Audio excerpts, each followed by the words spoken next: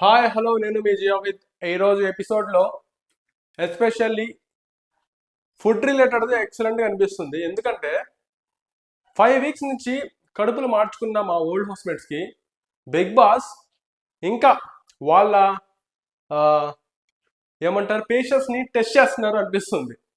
నేను అనుకున్నా సంజన గారు ఏదైతే అదే ఇదిలే వెళ్ళి తినేస్తారు అనుకున్నా. బట్ సంజన గారు అన్ని అర్థం చేస్తున్నారు. పాపం సంజన గారు వైల్డ్ కార్డ్ ఎంట్రీస్ వచ్చిన తర్వాత కొంచెం ఆమె గేమ్ డౌన్ అయిపోయింది అనిపిస్తుంది. సో ఆమె ప్రీవియస్ వీక్ లో ఉన్న యాక్టివ్నెస్ ఇప్పుడు కనిపించలేదు. మేబీ వైల్డ్ కార్డ్ ఎంట్రీస్ ఈమె డామినేట్ చేస్తున్నాయి అనిపిస్తుంది. ఎందుకంటే వచ్చే wild card entries over action అనేది చాలా పీక్స్ లో ఉందన్నమాట. సో ఓకే, మనది ఈరోజు ఎపిసోడ్ మెయిన్లీ టాక్స్ ఆ ఫుడ్ రిలేటెడ్ ఆ స్టఫ్ కాదు, మనదంతా డిఫరెంట్ కాబట్టి రాత్రి గుసగుసలు దీని గురించి మాట్లాడుకుందాం. ఇది Bigg Boss house. Bigg Boss హౌస్లో ఏదైనా మాట్లాడాలి, ఏదైనా వినిపించేటట్టు మాట్లాడాలి, గుసగుసలు అనేది తక్కువ ఉండాలి. సో ఒకవేళ గుసగుసలు ఉంటే బిగ్ బాస్ దాన్ని వాన్ చేసి గుసగుసలు ఆడద్దు అని స్పెసిఫిక్గా చెప్తారే కానీ మాట్లాడకుండా నిద్రపోండి అని చెప్పరు. మాట్లాడుకోవచ్చు, ఆ రైట్ ఉంది బిగ్ బాస్ హౌస్లో. అసలు మాట్లాడకపోతే అది నైట్ అయినా ఈవినింగ్ అయినా ఆఫ్టర్నూన్ అయినా మాట్లాడుకోవచ్చు, ఇబ్బందే లేదు. సో రమ్య అండ్ మాధురి గారు వాళ్ళు ఏదో మాట్లాడుకుంటున్నారో డిస్టర్బెన్స్ ఉందని చెప్పేసి బెడ్ మీద లేచి బయటికి వెళ్ళిపోయారు. దాన్ని పక్క రోజు వచ్చి స్పెసిఫిక్గా పాయింట్అవుట్ చేసి చెప్తున్నారు బెడ్రూమ్లో మాట్లాడకూడదు, నిద్రపోవాలి.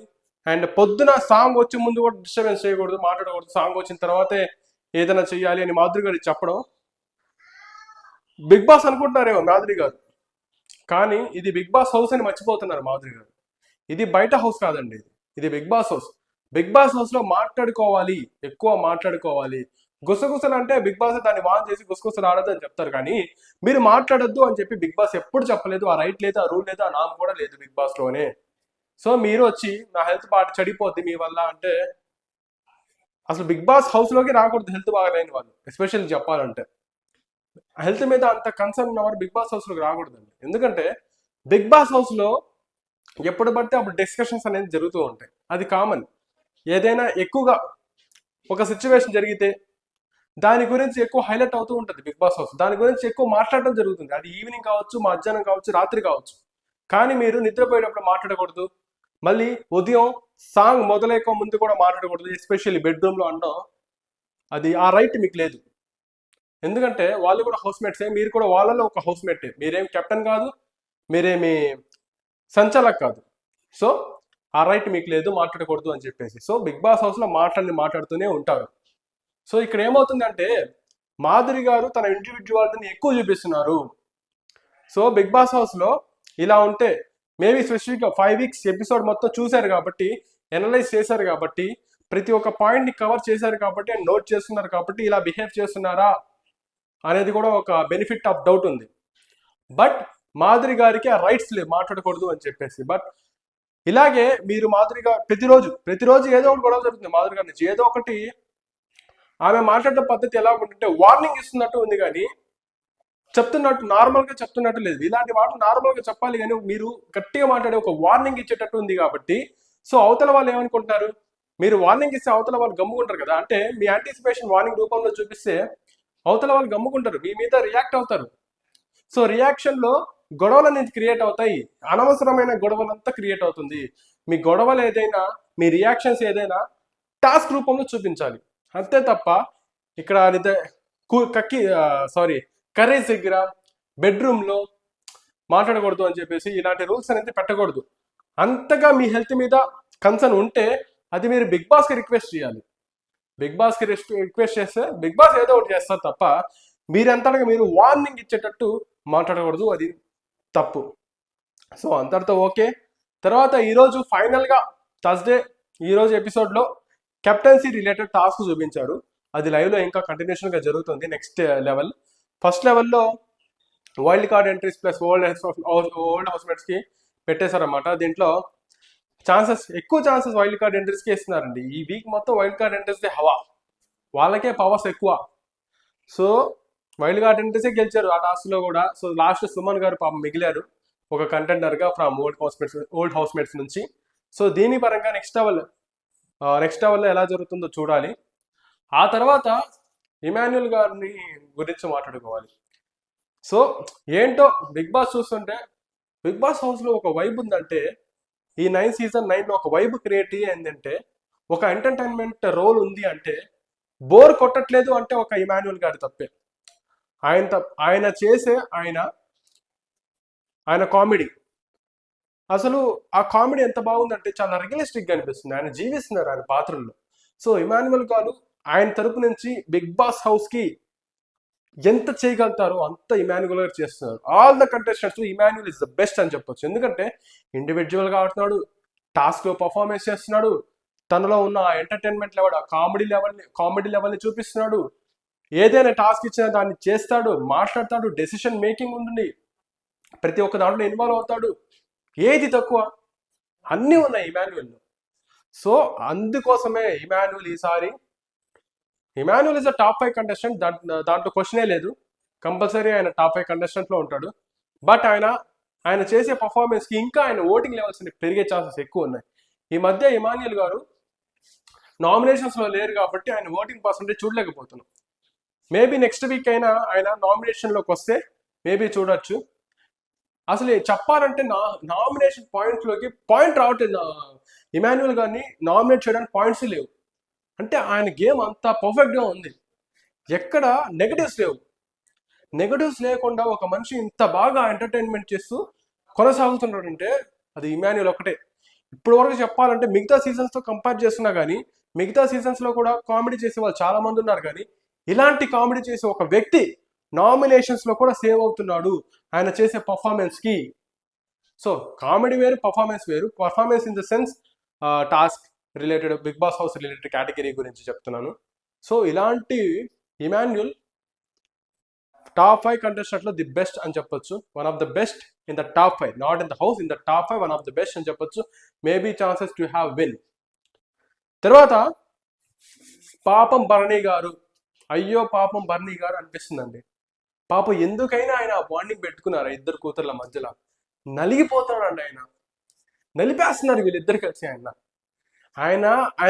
ఏమంటారు, ఇంకా చెప్పలేము అసలు. ఆయన చూడ్డానికి ఎంత స్ట్రాంగ్, ఆయన మనసు ఎంత సాఫ్ట్ స్పాంజ్ లాంటి మనసు అయింది. ఈ ఇద్దరు కూతుర్ల మధ్య ఆయన స్పెసిఫిక్గా నలిగిపోతున్నాడు. ఏంటో వీళ్ళిద్దరే ఆయన ఎలా కనబడుతున్నారు. ఆయన అంతా ఒక గార్డియన్ లాగా, ఒక్కొక్కరికి ఒక గార్డియన్ లాగా, ఫాదర్ లాగా, ఒక బ్రదర్ లాగా. ఓయమ్మ ఏంటి అసలు వదలలేకపోతున్నారు భరణి గారిని. పాప ఆయన గేమ్ని ఆయన ఆడలేకపోతున్నారు. ఆయన చేస్తే అలుగుతున్నారు, ఆయన మీద కోపడతారు, మళ్ళీ ఆయన వచ్చి బతిమాలుతున్నారు, ఆయన పనులు వాళ్ళే చేస్తున్నారు. ఏంటయ్యా ఇది? పాపం భరణి గారు ఎంత ట్రై చేసినా ఆయన చెప్పాలంటే చాలా మెచ్యూర్డ్ పర్సన్ భరణి గారు. ఎవరిని హట్ చేయాలనుకోడు ఎక్కువగా. స్పెసిఫిక్గా ఏమైనా గొడవల్లో తప్పు ఉంటే ఆయన ఎవరైనా మాట్లాడితే ఆయన తప్పు లేకపోయినా స్పెసిఫిక్గా మాట్లాడితే సో ఆయనకి అప్పుడు కోపం వస్తుంది, కానీ ఎమోషనల్లీ ఆయన చాలా స్ట్రాంగ్. బట్ వీళ్ళిద్దరి మధ్యన ఆయన ఎమోషనల్ ఏంటంటే డ్రాప్ అయిపోతుందండి. సో వీళ్ళిద్దరి మధ్య నుంచి ఆయన బయటకు వచ్చేసి అంత సేఫ్ అనిపిస్తుంది నాకు. ఈ week maybe chances to have elimination in between Divya and demon. Maybe demon Pavan వెళ్ళే ఛాన్సెస్ లేవు, ఎందుకంటే డెమాన్ పవన్ వల్ల ఈ వీక్ అనేది ఏమంటారు మొత్తం వెరైటీగా అయిపోయింది అనమాట. సో హౌస్లో చిన్నప్పుడు స్కూల్లో ఉంటుంది అనమాట, అలాగైపోయింది డెమాన్ పవన్ వల్ల. అంత మొత్తం ఎక్కడ చూసినా సింబల్స్ కనపడుతున్నాయి, love symbols. So demon Pavan అందరూ ఆకర్షితులు అవుతున్నారు డెమాన్ పవన్ని చూసి. మేబీ డెమాన్ పవన్ చెప్తున్నాడే కానీ ఈరోజు స్పెసిఫిక్గా ఆ రమ్య మోక్ష స్పెసిఫిక్గా మాట్లాడుకోవడం, నువ్వు లవ్ చేస్తున్నావు ఆ రితుని, సో ఇలా అన్ని చూస్తుంటే డెమాన్ పవన్ హౌస్లో నుంచి ఎవరు పంపించలేరు. ఈవెన్ ఆడియన్స్ కూడా ఆయనకు వచ్చే ఓట్లు ఆయనకు వస్తూ ఉంటాయి. సో డెమాన్ పవన్ మేబీ ఈ వీక్లోంచి ఎలిమినేట్ అయ్యే ఛాన్సెస్ చాలా తక్కువ. మేబీ దివ్యానే ఎలిమినేట్ అయ్యే ఛాన్సెస్ ఎక్కువ ఉంది.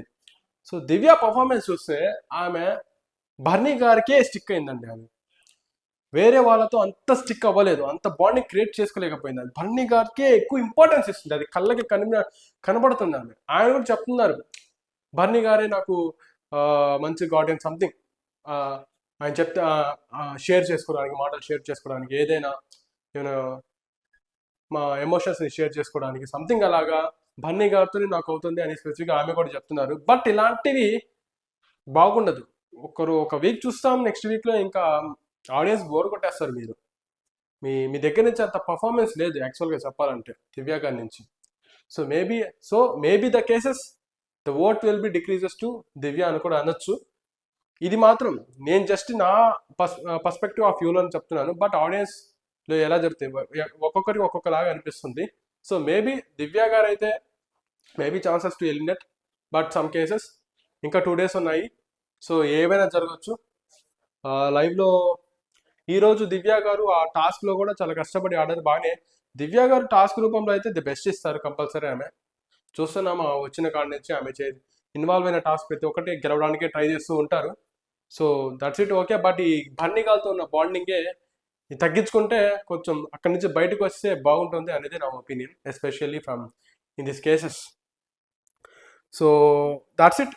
ఇంకా వైల్డ్ కార్డ్ ఎంట్రీస్ గురించి మాట్లాడుకుంటే ఆయిషా కూడా కొంచెం ఈ మధ్య ఓవర్ యాక్షన్ చేస్తున్నట్టు అనిపిస్తుంది. బట్ అది ఓవర్ యాక్షన్ ఏంటో, అది ఆమె స్ట్రాటజీయా అర్థం కావట్లేదు. ఇంకా నామినేషన్స్ రౌండ్ రావాలి, అప్పుడే ప్రతి ఒక్క మనిషి యొక్క ఏమంటారు నిజస్వరూపం బయట అనేది పడుతుంది అనమాట. నామినేషన్ పాయింట్స్ పెడితేనే బయటకు వస్తారు. So otherwise okay, wild card entries ఈ మీద సేఫ్గానే ఉన్నారు. సో ఎవరు ఇంకా నామినేషన్స్లో కూడా లేరు కాబట్టి వీళ్ళు సేఫే. నెక్స్ట్ మండే మాత్రం బీభత్సగా ఉంటుంది అని అనుకుంటున్నాను. ఎందుకంటే నామినేషన్స్లో ఈసారి బిగ్ బాస్ టీం మాత్రం వైల్డ్ కార్డ్ ఎంట్రీస్ని ఎలాగైనా సేవ్ చేసి అది వదిలేయాలి, మొత్తం కలిపేయాలి. సో నామినేషన్స్ స్ట్రాంగ్గా పెట్టాలి, ఒక మంచి వెరైటీ టాస్క్ పెట్టండి. బట్ ఆ టాస్క్లో అందరికీ ఛాన్స్ వచ్చే విధంగా పెట్టండి. అందరికి ప్రతి ఒక్కరికి ఛాన్స్ రావాలి వాళ్ళ నామినేషన్స్ని డిసైడ్ చేసుకోవడానికి అండ్ చెప్పడానికి కూడా. సో అలా ఉంచండి. అలా అయితేనే జెన్యున్గా అనిపిస్తుంది. మీరు టాస్క్లు పెట్టి ఇస్తే దాంట్లో స్ట్రాంగ్ ఉన్న వాళ్ళు గెలుస్తారు, మిగతా వాళ్ళు ఓడిపోతున్నారు. So that's not a good. Because in this cases ఏమవుతుందంటే మీడియంగా అంటే స్ట్రాంగ్ ఉన్న వాళ్ళు ఎక్కువ నామినేషన్స్లో రావట్లేదు. చెప్పాలంటే స్ట్రాంగ్ ఉన్న వాళ్ళు నామినేషన్ రావాలి. బట్ భరణి గారు అండ్ తనుజ గారు కూడా చాలా స్ట్రాంగ్, వీళ్ళు నామినేషన్స్లో ఉన్నారు. బట్ వీళ్ళు సేవ్ అయ్యే ఛాన్సెస్ చాలా ఎక్కువ ఉన్నాయి. ఇంకా మిగతా వాళ్ళు రావాలి, మిగతా వాళ్ళు కూడా నామినేషన్స్లోకి రావాలి. That's it. ఈరోజుతో ఈ వీడియో అంతే. నా ఛానల్ని సబ్స్క్రైబ్ చేయండి, లైక్ చేయండి, షేర్ చేయండి. సో మీరు సబ్స్క్రిప్షన్ చేస్తే లైక్స్ చేస్తూ ఉంటే నాకు ఇంకా ఇంట్రెస్ట్ పెరుగుతుంది. ఇంకా ఎపిసోడ్స్ మీద నా ఒపీనియన్స్ మీద షేర్ చేస్తాను, ఇంకా డీటెయిల్స్ షేర్ చేయడం ట్రై చేస్తాను. ఇంకొంచెం లాంగ్ వీడియోస్ గురించి చెప్పాలనుకుంటే నాకు అంత పెద్ద లాంగ్ వీడియోస్ తీయడం ఇష్టం లేదు. ఏదైనా ప్రతి ఒక్కటి సాగదీయకుండా సింపుల్గా అర్థమయ్యేటట్టు చెప్పాలన్నదే మెయిన్ నా గోల్ ఈ వీడియోస్ చేయడం కారణం అదే. So that's it, bye.